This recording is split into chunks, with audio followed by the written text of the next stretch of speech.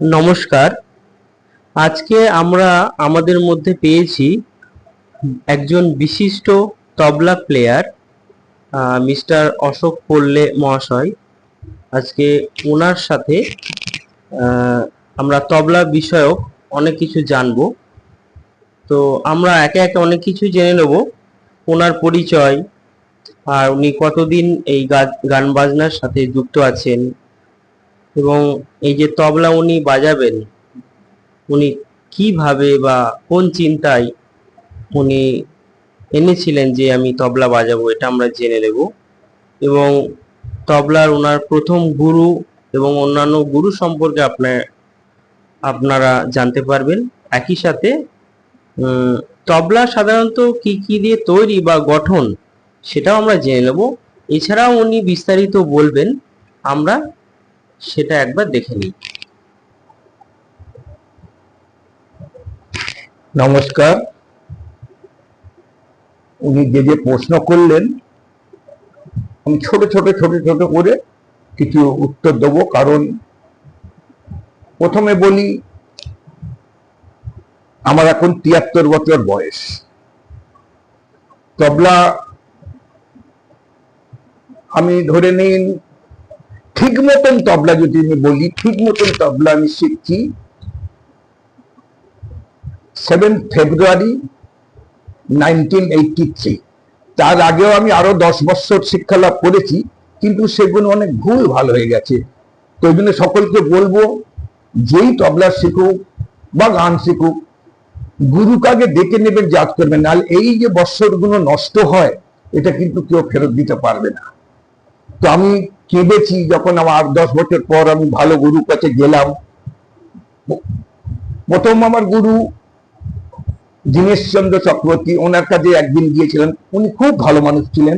একদিন শিখে উনি বললেন যে আমি তবলা শেখাই না রে বাবা, তুই অন্য জায়গায়। এই করে দুটো তিনটে গুরুর পর লাস্ট যেখানে আছি, তার আগে যেখানে গেছিলাম, ওখানে প্রায় আমি বছর 4 রাত দিন প্র্যাকটিস করতাম, কিন্তু আমার হাত এগোতো না। আমি এটা খুব চিন্তায় ছিলাম। তারপর তখন এদিকে আমি লাইট গান কিন্তু সারা পশ্চিমবঙ্গে প্রচুর বাজাচ্ছি, প্রচুর হাততালি পাচ্ছি, কিন্তু আমার মনটা শান্তি হচ্ছে না। তো প্রণব মজুমদার বলে হাওড়া আন্দোলন কোয়ার্টারে থাকেন, আমরা একসঙ্গে গান বাজাতে ভারতবর্ষের অনেক জায়গায় বাজিয়েছি। উনি তখন আমাকে বললেন যে অশোক, তোর এত সুন্দর টেকনিক, তুই একটা ভালো গুরুর কাছে আমি নিয়ে যাচ্ছি, চল। তো উনি নিয়ে গেলেন শিবপুরে। আমার গুরু শ্রী গুরুদাস মুখোপাধ্যায়, অম্বুরি বাবু বলে বিখ্যাত, পণ্ডিত অম্বুরি বাবু বলে বিখ্যাত, ওনার কাছে নিয়ে গেলেন।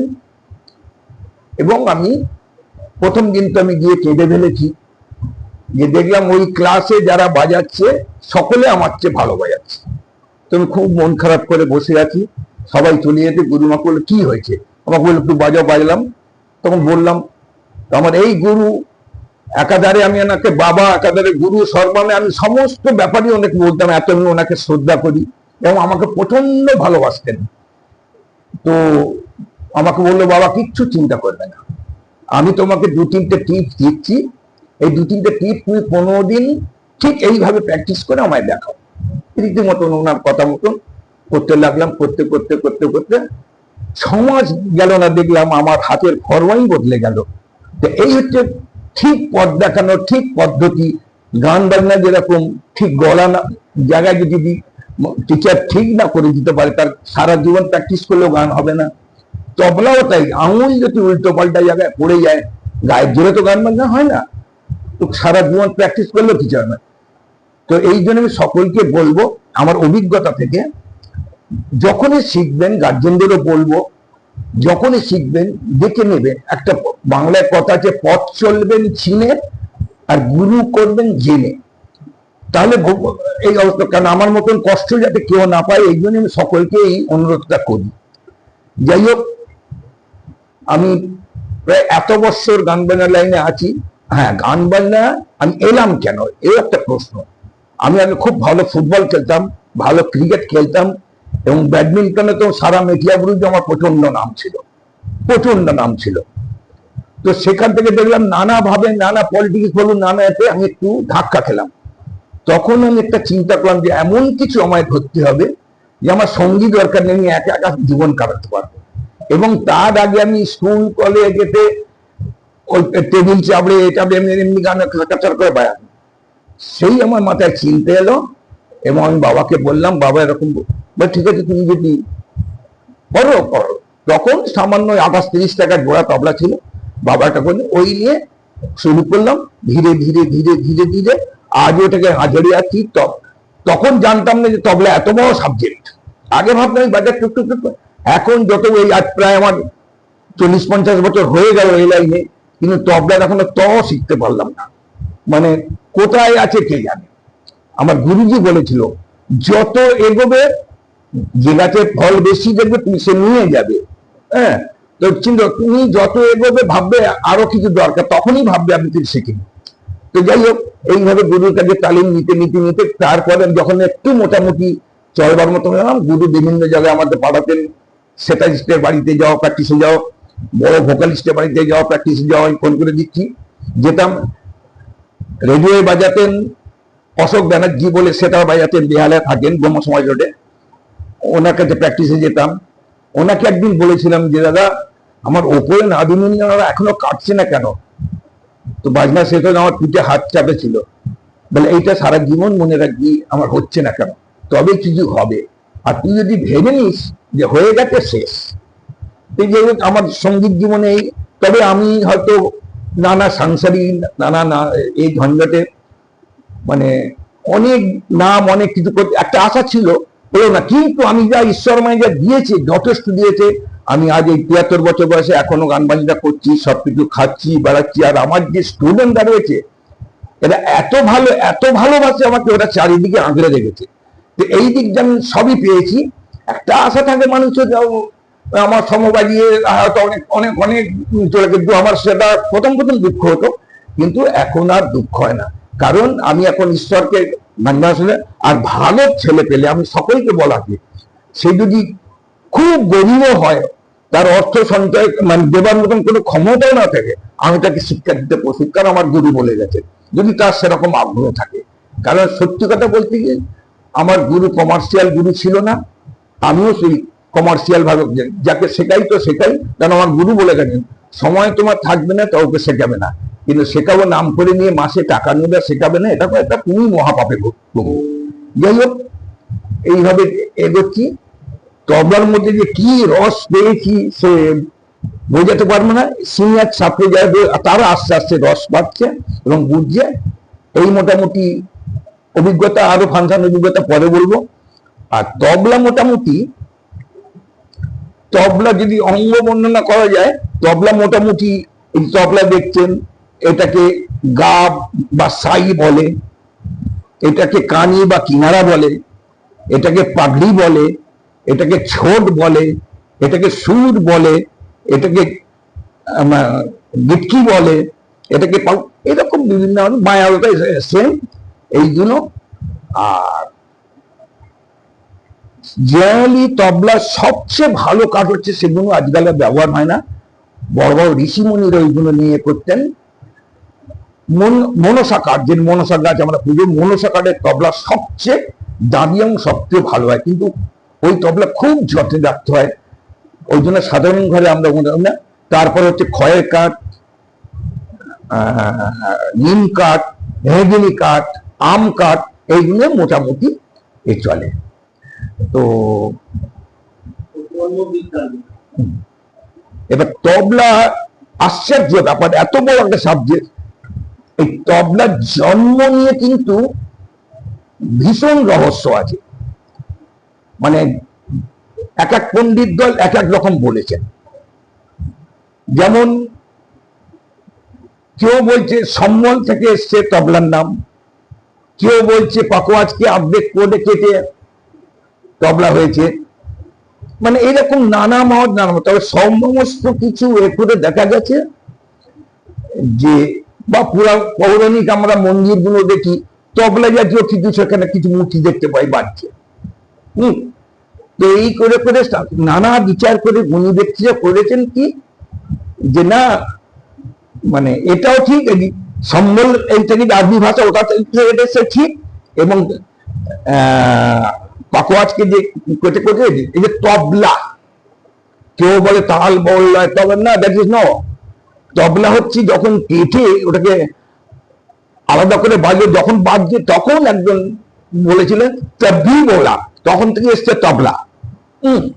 এইভাবে তবলা জন্ম আছে, নানা আছে এই নিয়ে। তবে দেখা যায় তবলাটা সুধার খাঁ, দিল্লির সুধার খাঁ, উনি কিন্তু আমরা বলতে পারি তবলার মানে বাজের জন্ম বলা যায়। সুধার খাঁই তবলাটাকে ওই জন্য মানুষের সামনে এনে। সুধার খাঁ কোথায় শিখেছে, কিভাবে শিখেন, যেটা কিন্তু এখনো ইতিহাস কোনো পাওয়া যায়নি। তো সুধার খাঁ দিল্লি ঘরানা মোট 6টা হয়।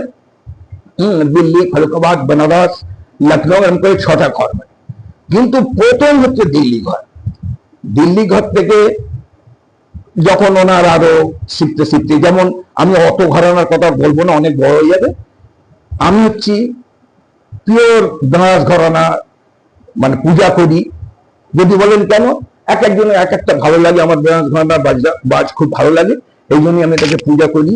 বেনারস ঘরানার আমাদের যে জন্ম, রাম সহাজি, উনি ওই কিন্তু সুধার খাঁয়ের কাছে শিখতেন।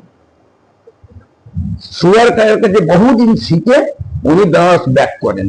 বেনারস ব্যাক করার পরে ওটা তো বাজাতেন, কারণ বলে না মিউজিক ইজ এ ক্রিয়েশন, কিছু ক্রিয়েশন তোমায় করতেই হবে। এটা আমার গুরুও বলে গেছে, তুমি আমাকে অনুসরণ করো কিন্তু অনুকরণ করো না। তোমার মাথা থেকে কিছু বার করে ফেলো, তবে তুমি একটা জায়গা পাবে। তিনি সুধার খাঁর ওখান থেকে রাম সহাজি শিখে এসে বাজাচ্ছে, আস্তে আস্তে আস্তে বেনারসে বিস্তার করলো, করে এবার নিজস্ব ওর কিছু এক্সট্রা ওতে পাঁচ করলো। পাঁচ করে করে একটা আলাদা ঘরানার সৃষ্টি হলো। দিল্লি বাজের একরকম, আমাদের বেনারসের বাজের বৈশিষ্ট্য কি, আমাদের একটু খোলা বাজ, এটা পাকুয়া জঙ্গের কিন্তু খোলা বাজ। যেমন দিল্লি ঘর বা ফরুখাবাদ ঘরের শুরুয়াত হয় পেশকার দিয়ে, যখন শুরু হয়, যদি তবলা সোলো যাকে বলে লহরা যখন বাজানো হয়, তখন ওনারা মোটামুটি পেশকার দিয়ে শুরু করে। কিন্তু আমাদের বেনারস ঘরে উঠান দিয়ে শুরু হয়, উঠান বা উত্থান যেটা বলে, হ্যাঁ, শুরুয়াত আমাদের ওইখান থেকে হয়। আর আমাদের সব সময় খোলা বাজ, আমাদের যে কোনো বাজনা শুনবেন যে খোলা বাজ, এবং ড্যান্স নিয়ে নানা রকম খোলা বাজ উনি আবিষ্কার করেছিলেন।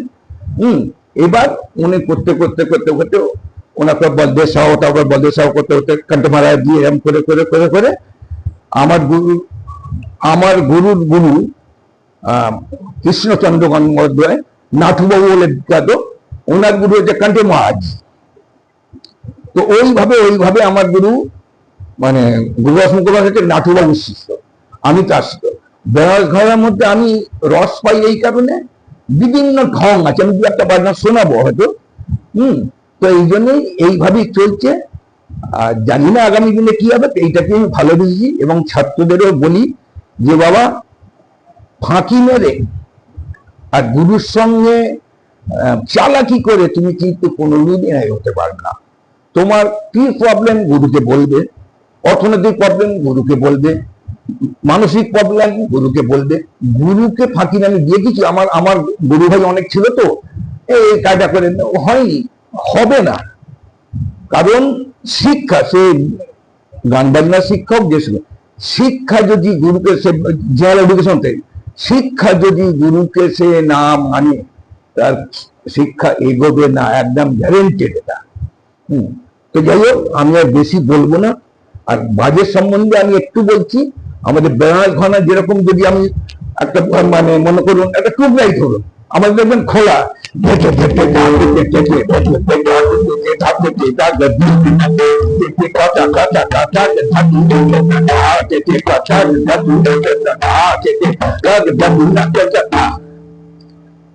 আমাদের খোলা বাজনা। এবারে এই টুকরা কাকে বলে, এই কাকে বলে, এখন বলতে গেলে অনেক হয়ে যাবে, এগুলো এখন বলার কোনো প্রয়োজন নেই। তো আমি সকলের কাছে অনুরোধ করব, গান বাজনা প্রত্যেকের করা দরকার। অনেকে বলে জেনারেল এডুকেশন করলে গান বাজনা কি হয় না, আমি বলি এটা সবচেয়ে ভুল ধারণা পৃথিবীর মধ্যে। কারণ বাজারে যত এখন গান বাজনা করছে, প্রত্যেকের জেনারেল এডুকেশন কিন্তু হাই বলে, গান বাজনা করলে তার থার্ড সেন্সটা অনেক বিকাশ হয়, কারণ গুরুর কাছে একটা শিখছে, সে রেয়াজ করে সেটা তুলছে, তোলার পরে সে আবার সাধারণ মানুষকে মনোরঞ্জন করছে। এই একটা তার ব্রেনের একটা কাজ আছে। জিওলজিশন থেকে সে পড়েছে, গুরুর কাছে খাতায় নোট লিখছে, খাতায় লিখছে, নাম্বার পেয়ে পাস। কিন্তু গান বাজনা তাকে করে দেখাতে হবে। কেউ যদি বলে একটু বাজান তো, দাঁড়ান আমি সার্টিফিকেট এনে দিচ্ছি, না, ওতে চলে বাজাতে হবে।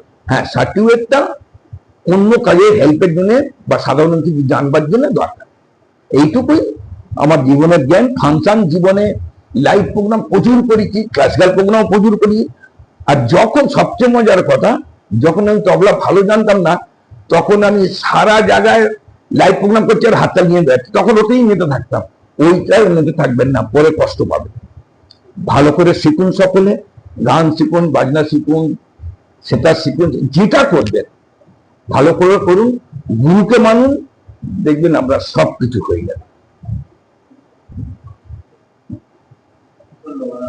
অনেক ধন্যবাদ। আমরা অনেক কিছু জানলাম, অনেক কিছু সমৃদ্ধ হলাম, আমরা অনেক কিছু অবগত হলাম। ধন্যবাদ।